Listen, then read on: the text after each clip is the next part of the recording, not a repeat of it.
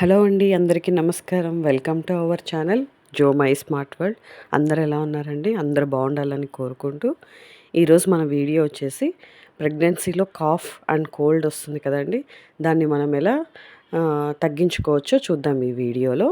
ఈ కాఫ్ అనేది night time పడుకున్నప్పుడే మనకి ఎక్కువగా వస్తుందండి. మార్నింగ్ వర్కింగ్ చేస్తున్నప్పుడు మాత్రం మనకు అంతగా ఉండదు.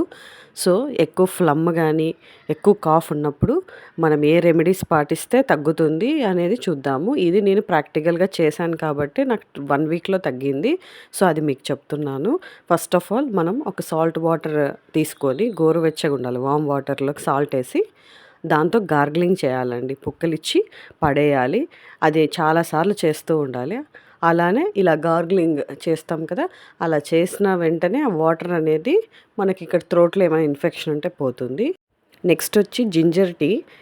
జింజర్ని కొంచెం దంచేసి వామ్ వాటర్లో వేసేసి కొంచెం ఉడికించిన తర్వాత పాలు కానీ కొంచెం తేనె చక్కెర కానీ వేసి మనము తాగొచ్చండి. ఇవి చాలా బాగుంటుంది. ఇందులో చూపించినట్టు జింజర్, మింట్, లెమన్ ఇలా చేసుకొని కూడా మనము ఒక కషాయం లాగా కూడా తాగొచ్చు. నెక్స్ట్ వచ్చేసి నార్మల్, ఇంక ఇవన్నీ ఏం చేయలేము అన్నప్పుడు నార్మల్ వామ్ వాటర్లోకి హనీ అండ్ లెమన్ కొంచెమే వేసుకోండి, లెమన్ కూడా అవి వేసుకొని తాగితే కూడా చాలా బాగుంటుంది. ఓన్లీ హనీ ఒక సిప్ కూడా తీసుకోవచ్చండి, ఒక స్పూన్ తీసుకుంటే కూడా బాగుంటుంది. కానీ స్వీట్ ఎక్కువ నచ్చని వాళ్ళు ఇలా చేయండి. ఇది మనం డైలీ చేస్తూ ఉంటే 2-3 టైమ్స్ ఖచ్చితంగా కాఫ్ తగ్గుతుంది. నాకు తగ్గింది, అందుకే మీకు చెప్తున్నా.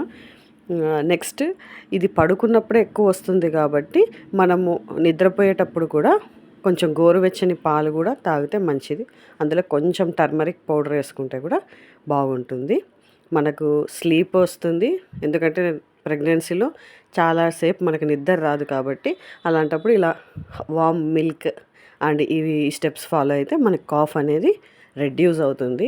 ఇంక ఇవే కాక ఇంక అస్సలకి తగ్గడం లేదు, ఒక 5 డేస్ ఖచ్చితంగా చేస్తే మాత్రము మీరు రోజుకి 3-4 టైమ్స్ తగ్గుతుంది.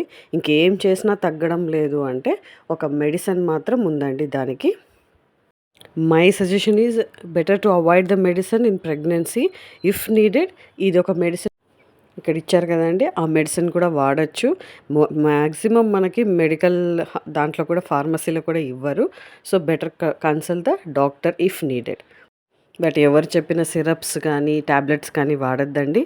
ఇవి ట్రై చేయండి. ఇవి తగ్గకపోతే డాక్టర్ని కలవండి. ఐ హోప్ మీకు ఈ వీడియో యూస్ఫుల్ అవుతుందని అనుకుంటున్నాను.